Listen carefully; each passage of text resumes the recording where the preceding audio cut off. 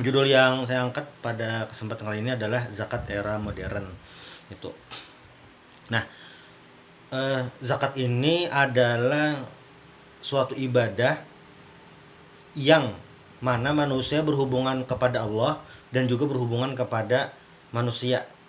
Jadi ada dua arah itu. Ibadah ini tidak bisa dilakukan kalau tidak ada manusia. Nah, kalau misalnya sholat itu ke kepada Allah, tujuannya kepada Allah. Kalaunya zakat ini memerlukan adanya manusia. Itu ada dua arah itu. Nah, dan zakat ini merupakan ibadah yang berhubungan dengan harta. Berhubungan dengan harta. Maka ada pertanyaan besar atau pembahasan yang urgent juga berkaitan dengan zakat ini, antara itu ta'abbudi atau ta'akuli. Nah, para ulama para ulama itu ketika menyusun kitab fikih itu menuliskan zakat ini di babul ibadah, tentang ibadah itu. Nah, tetapi karena zakat ini adalah ibadah yang berhubungan dengan harta, dan harta tersebut akan berubah setiap zaman. Maksudnya perkembangan harta ini, bagaimana orang mendapatkan pekerjaan, bagaimana orang mendapatkan gaji, itu bagaimana orang mendapatkan penghasilan. Maka mau tidak mau zakat itu akan selalu berkembang itu. Nah, kalaunya hukum dasarnya sendiri itu jelas tidak berubah, tapi ketika zakat ini berhubungan dengan harta, maka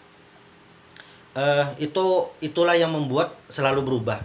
Nah, kita tahu ada pekerjaan-pekerjaan di masa lalu yang sekarang mungkin sudah menurun, berkurang, itu bahkan bisa tidak ada lagi. Nah, ini perkembangan setiap zaman itu, tantangan setiap zaman. Maka poin utama dalam zakat ini yaitu harta, itu yang jadi objeknya. Maka itu sangat penting untuk diperhatikan. Nah, banyak ayat-ayat berkenaan tentang zakat ini, tapi setidaknya saya rangkum ada 4 ayat ini yang berhubungan dengan zakat. Yang pertama ini adalah tentang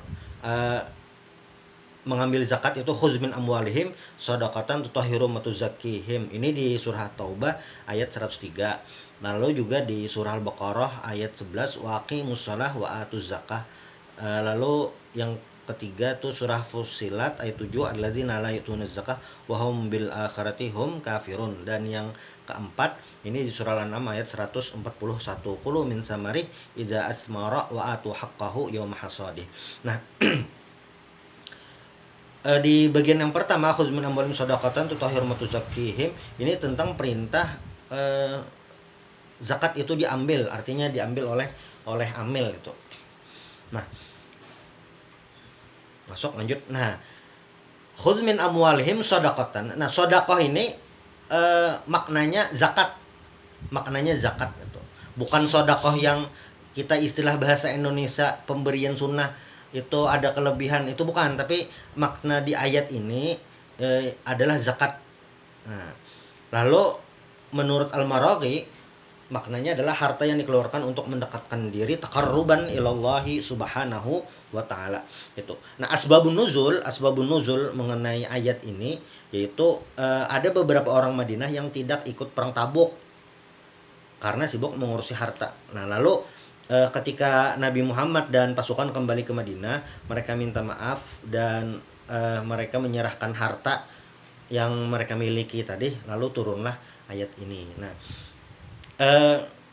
kaifa nafhamu al-ayah, bagaimana kita memahami ayat. Nah, itu salah satunya dengan bima'rifati asbabin nuzul, dengan mengenal atau tahu dengan asbabun nuzul. Nah, asbabun nuzul ini berkaitan dengan harta yang diserahkan kepada Rasulullah SAW. Dan tentu ini jadi berkembang dengan tadi zakat. Nah, lalu di bagian yang kedua, ayat yang kedua yang dibahas. Tadi kan ada 4 ayat, cuma ada 2 yang paling utama di sini. Wa atu haqqahu. Kalau secara arti berikanlah haknya. Nah, di sini ada 3 pendapat mengenai wa atu haqqahu di sini maknanya. Yang pertama itu adalah tentang zakat pertanian itu yauma hasadih, artinya saat panen.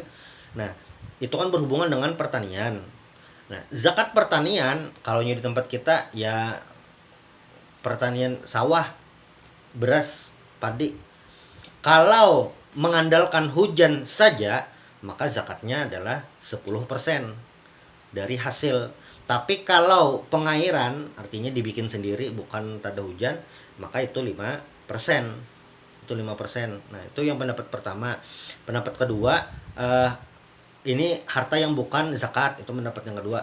Sedangkan ayat pendapat yang ketiga ini mengatakan ayat ini turun sebelum diwajibkannya zakat. Ketika diwajibkan zakat ini dinasakh. Nah, berkaitan dengan ayat ini para ulama itu membahas, dan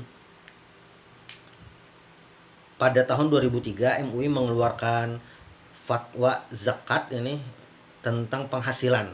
Nah, penghasilan ini sendiri zakat profesi itu mihnah di zaman Nabi jelas tidak ada. Tetapi kenapa ini menjadi ada? Nah, ini berkaitan dengan al-qiyas itu. Dan ini merupakan masalah kontemporer gitu. Ketika orang yang bertani itu diwajibkan zakat, apalagi kalau yang mengandalkan hujan sampai 10%, maka banyak pekerjaan-pekerjaan yang mendapatkan hasil luar biasa tetapi belum masuk kategori zakat yang sudah ditulis para ulama-ulama klasik itu.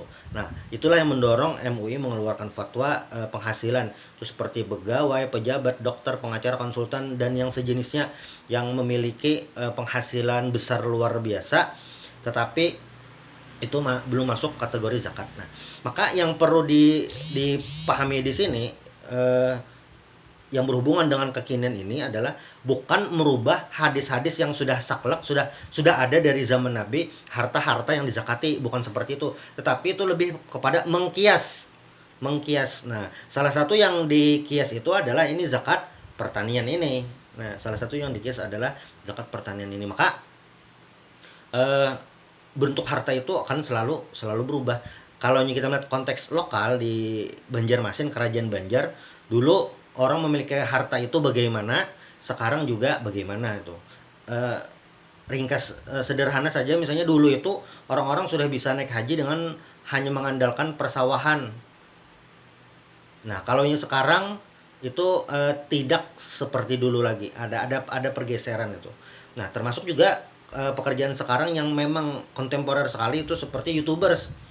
Yang dulu itu tidak ada YouTubers.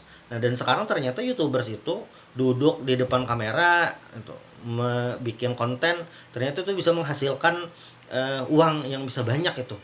Nah, maka kalaunya konteksnya itu zakat sebagai dari harta, maka YouTubers itu bisa kena zakat itu. Nah, tergantung nanti ada penyesuaian, maksudnya jumlahnya apa sudah sampai nisab, haulnya itu bagaimana.